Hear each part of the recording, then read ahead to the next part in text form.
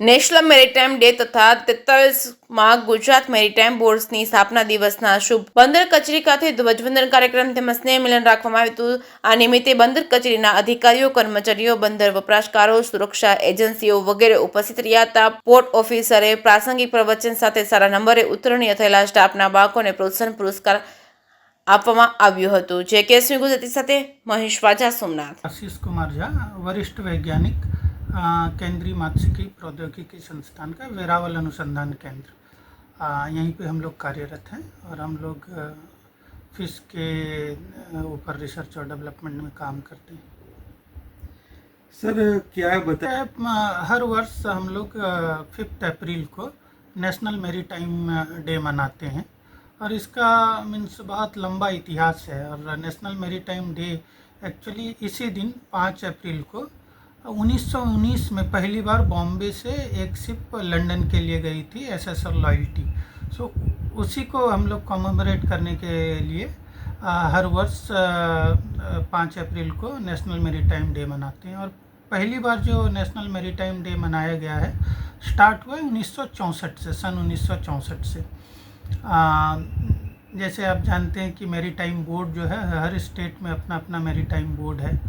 गुजरात का भी अपना मैरीटाइम बोर्ड है जो मैरीटाइम एरिया को मीन्स ये देखती है.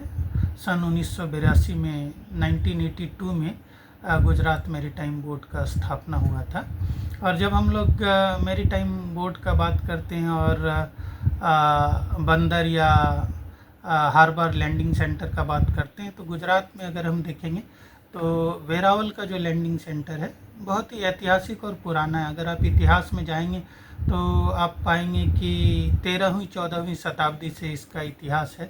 तब से यहाँ का ये बंदर स्थापित है और यहाँ से बहुत तरह का ट्रेड या व्यापार अन्य देशों में होता था. बहुत सारे खाद्य पदार्थ का व्यापार होता था. लेकिन अगर आज का दिन हम देखें सिचुएशन, तो वेरावल बंदर में नियरली 7,000 के आसपास बोट होगा.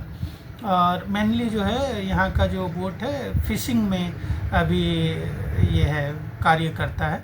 हम लोग मीन्स डीप सी में जाते हैं, समुद्र में जाते हैं और मछली को पकड़ के यहाँ लाते हैं. आप देखेंगे कि जब भी पुराने समय में वेरावल का बंदर उतना विस्तृत और बड़ा नहीं था और इतना बोट एकोमोडेट नहीं कर सकता था. लेकिन इसके ऊपर सरकार ने बहुत ध्यान दिया है और वेरावल बंदर का विस्तारीकरण और नवीनीकरण चल रहा है. अभी जो है हमारा ये वेरावल बंदर का नवीनीकरण का सेकेंड फेज चल रहा है और हमको लगता है कि कुछ नियरली 200 करोड़ रुपीस का बजट है सेकेंड फेज का, जिसमें कि सब अत्याधुनिक सुविधा होगा और फिशरमैन के लिए मीन्स जो सुविधा रिक्वायर्ड है फिश और फिशरमैन के रख रखाव के लिए. मुझे लगता है कि आने वाले कुछ दिनों में हमारा नया जो वेरावल बंदर है वो भी बन के तैयार हो जाए. सर आपको बताएं कि वेरावल बंदर का एक मीन्स स्वर्णिम इतिहास रहा है. मीन्स वेरावल बंदर व्यापार का एक हब था पुराने ज़माने में. यहाँ से खाद्य पदार्थ ना सिर्फ दूसरे राज्य में बल्कि विदेशों में भी जाया करता था. उसके बाद क्या हुआ, बंदर का विस्तारीकरण उस तरह से नहीं हो सका और हमारा जो बंदर है सीमेंट और अनाज, सब्जी, इनके अलावा हम लोग फिशरीज में विकसित हुए और मछली का व्यापार हम लोग स्टार्ट किए. फिशरीज में भी बहुत सारा डेवलपमेंट हुआ. तो यहाँ के लोग जो है उस अपॉर्चुनिटी को कैप्चर किए और फिशरीज का आप डेवलपमेंट देख सकते हैं. वेरावल बंदर के आसपास आप देखेंगे कांडला, पिपावा, ये सब बंदर जो है बहुत विकसित हुआ और इसलिए अभी मेनली जो है एग्रीकल्चर गुड्स का एक्सपोर्ट इन सब बंदरों से होता है. पिपावा हो गया, मुंद्रा हो गया या कांडला, वहाँ से. और हम लोग जो हमारा वेरावल का बंदर है मेनली कंसंट्रेटेड अभी फिशरीज के व्यापार में रहा. यहाँ से लोग फिश पकड़ने जाते हैं समुद्र के अंदर और फिर यहाँ ला के लैंडिंग सेंटर पे फिश को उतारते हैं और बहुत सारा प्रोसेसिंग प्लांट है वहाँ प्रोसेस करते हैं. उसके बाद फिर डिफरेंट चैनल से इसको पूरे विश्व में भेजते हैं.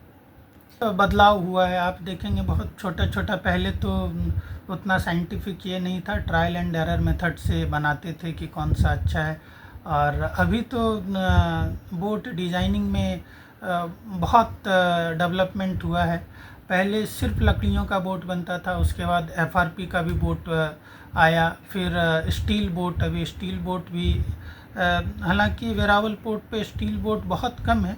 पहले हमारे संस्थान का एक स्टील बोट हुआ करता था, लेकिन अभी यहाँ जो देख रहे हैं कि धीरे धीरे जो है लकड़ी के बोट से एफआरपी के बोट की तरफ शिफ्ट कर रहे हैं और उसमें जैसा रेगुलेटरी रिक्वायरमेंट है उसके तरह से सुधार भी हो रहा है। और एक डेवलपमेंट जो हुआ है, भारत सरकार और राज्य की सरकार डीप सी फिशिंग बोट्स पे बहुत ज़्यादा ध्यान केंद्रित कर रही है। उसके लिए तकनीक अलग अलग जगहों से लिया जा रहा है और लोगों को प्रोत्साहित किया जा रहा है कि वो डीप सी फिशिंग के लिए जाएं, उसके लिए भी कार्य चल रहा है। बहुत जगह मीन्स सोलर फिशिंग बोट, हमारा संस्थान खुद का जो संस्थान है केंद्रीय मात्स्यिकी प्रौद्योगिकी संस्थान, हमारे संस्थान का मुख्य मीन्स हेड ऑफिस जो है कोचीन में, वहाँ के वैज्ञानिकों ने स्पेसिफिकली रिजर्वायर के लिए सोलर प्रोपेल्ड बोट बनाए हैं और बहुत जगह उसको बहुत सारे स्टेट में इम्प्लीमेंट भी किए हैं। जहाँ छोटा जलाशय है, रिजर्वायर है, वहाँ ये बहुत ही कारगर है, जहाँ की हम लोग सोलर एनर्जी यूज करके बोट को प्रोपेल करते हैं। सर गुजरात और सौराष्ट्र में भी